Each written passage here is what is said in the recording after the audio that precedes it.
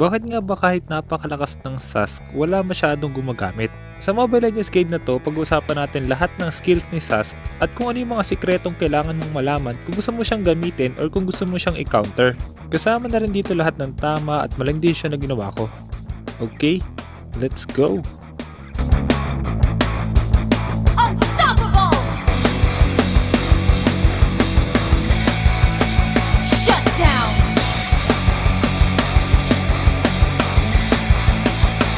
You have slain an enemy! Shut down! Killing spree!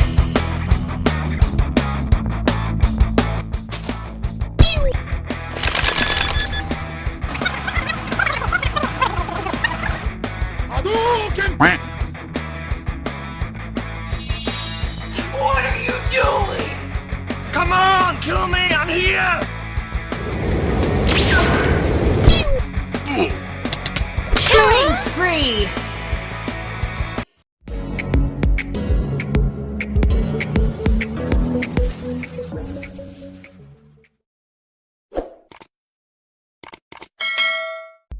Sa laro na to, ito yung gamit kong emblem at item build.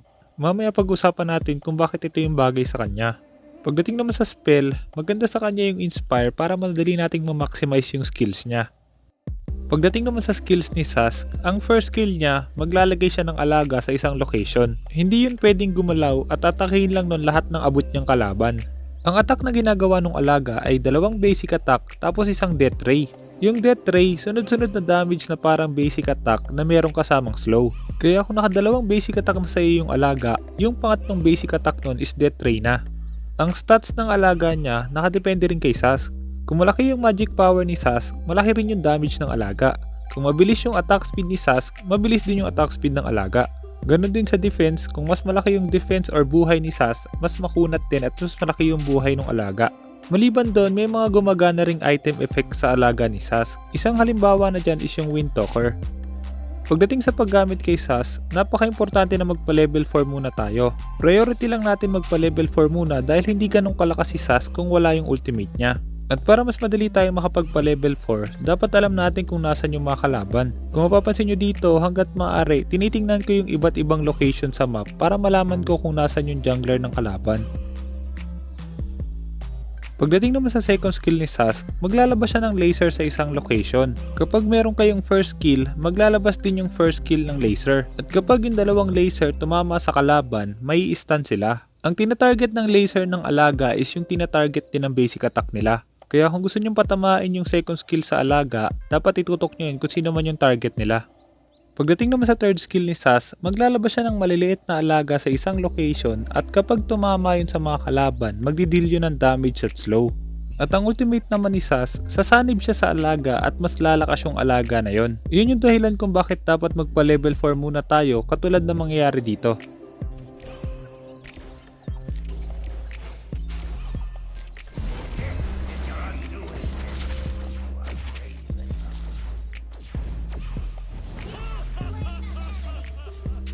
Kapag nag-level 4 si Sask, mas madali na nating mababurst yung kalaban.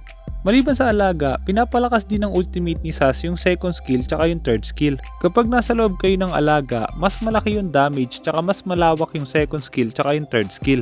Maliban doon, mas madali nyo ring mai-stun yung kalaban gamit yung second skill. Pero kapag pinindot nyo ulit yung ultimate at lumabas kayo sa alaga, mawawala yung mga enhancement na yon. Pero pwede nyo gamitin ulit yung first skill para ma-relocate yung alaga. Katulad ng ginawa natin kay Odette para mas madali natin siyang mahabol. Kailangan nyo rin tandaan, bago pa man kayo makapasok sa alaga, dapat nagamit nyo na yung inspire nyo para mas mabilis nyo mapagana yung basic attack ng alaga. Makikita nyo dito kung paano natin mapapagana agad yung death ray.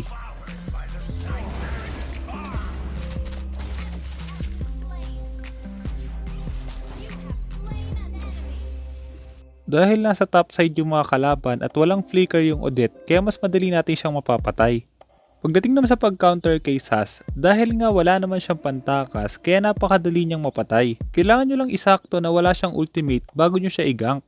Kung mapapansin nyo, napakatagal ng cooldown ng ultimate ni Sask. Ibig sabihin, sa time na yon magiging useless siya. Hindi tayo basta-basta pwedeng sumama sa teamfight kung wala tayong ultimate. Maliban doon, hindi ganun kabilis mag-rotate si Sas, kaya ang magagawa lang natin is i-pressure yung lane. Ito yung dahilan kung bakit hindi siya ganong napipick sa high rank, dahil nga masyado siya nagre-rely sa ultimate niya. Kung wala siyang ultimate, hindi siya basta-basta makakatulong sa teamfight. Isa pang kailangan nyo gawin kung meron kayong kalabang Sas, hanggat maaari patayin nyo agad yung alaga niya. Malaki yung damage na kayang i-deal ng alaga, pero madali lang din yung patayin. Pagdating sa sitwasyon na to, pa-open na yung turtle kaya kailangan ko maklear agad yung lane para makatulong doon. Ang problema nga lang, hindi ko in-expect na masyadong maaga magkakaroon ng teamfight kaya nasayang yung first kill ko sa lane.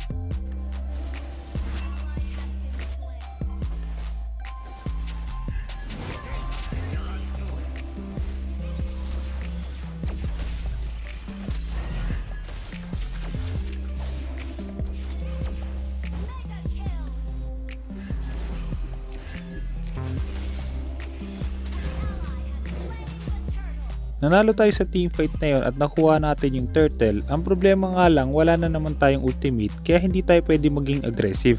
Pagdating naman sa item build, kaya ito yung item build na tingin kong bagay sa kanya dahil napaka-importante ng attack speed at burst. Feather of Heaven para meron tayong attack speed pati na rin sa additional magic damage. Divine Glaive naman at Wind Talker para sa additional burst. Dahil nga gumagana yung passive ng Wind Talker sa alaga kaya maganda rin yun para sa additional burst. Yung dalawang huling item pwede nyong palitan depende sa sitwasyon. Pagdating naman sa laro na to, dahil nga meron ng flicker si Odette, para mapatay natin siya kailangan muna natin tanggalin yung pantakas niya. Kapag ginamit niya na yun, kahit nasa tower pa siya, pwede na natin siyang maburst.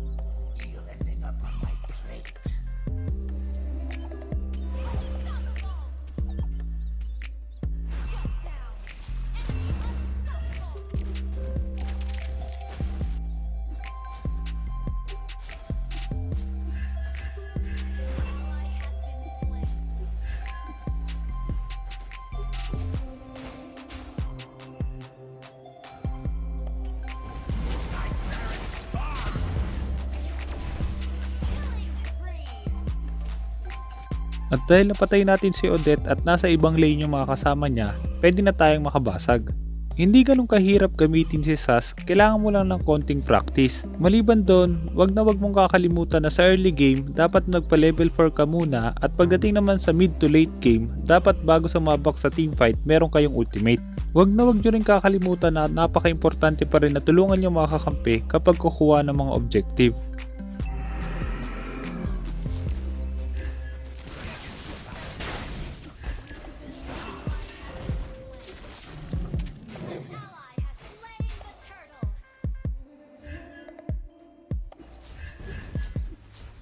Either submit to me or get devoured by the swarm.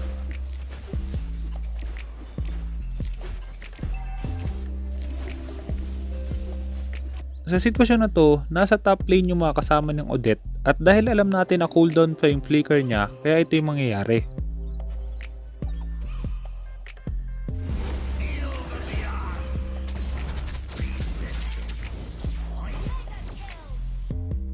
At dahil napatay natin siya, pwede natin subukan basagin yung second tower sa bottom. Pero gaya nga na sinabi ko kanina, kapag wala tayong ultimate, hindi dapat tayo sumabak sa teamfight.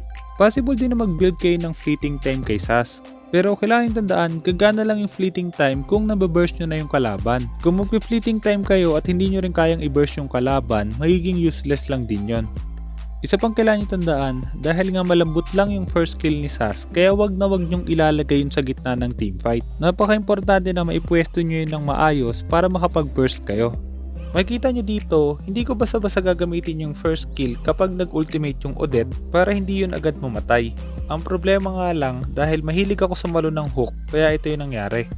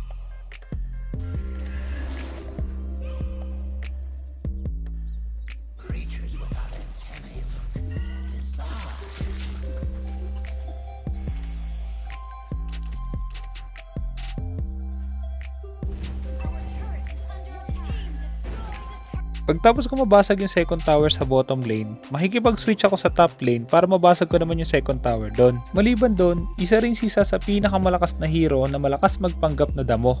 Kapag alam natin na may kukuning objective yung kalaban, pwede natin sila abangan na kunin yung objective na yun, tsaka natin sila i-burst. Makikita nyo dito kung anong ibig kong sabihin. Either submit to me or get devoured by the swarm.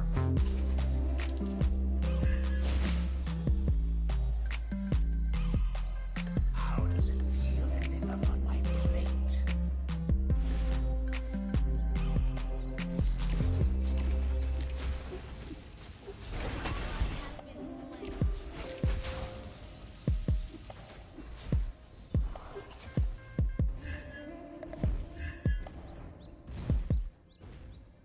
Adding more flavor to the waiting. Get me over the arm. You have slain an enemy. Team destroyed a turret.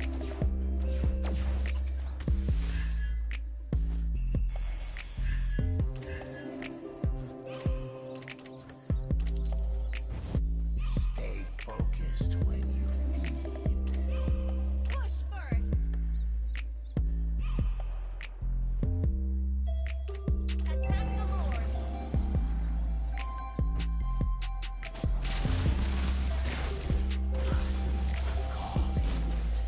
Ult is not ready. Ally has slain Lord. Initiate retreat.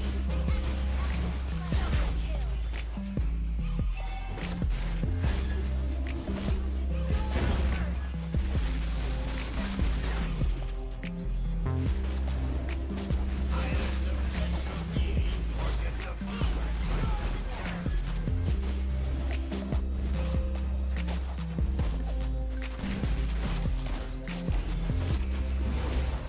Sana marami ka natutunan sa guide na to at kung meron kang guide na gusto mo ipagawa, i-comment mo lang sa baba at susubong gumawa ng guide tungkol doon.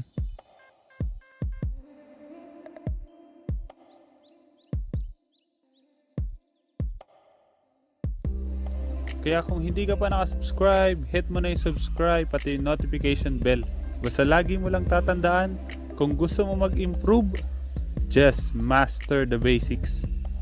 I'm out.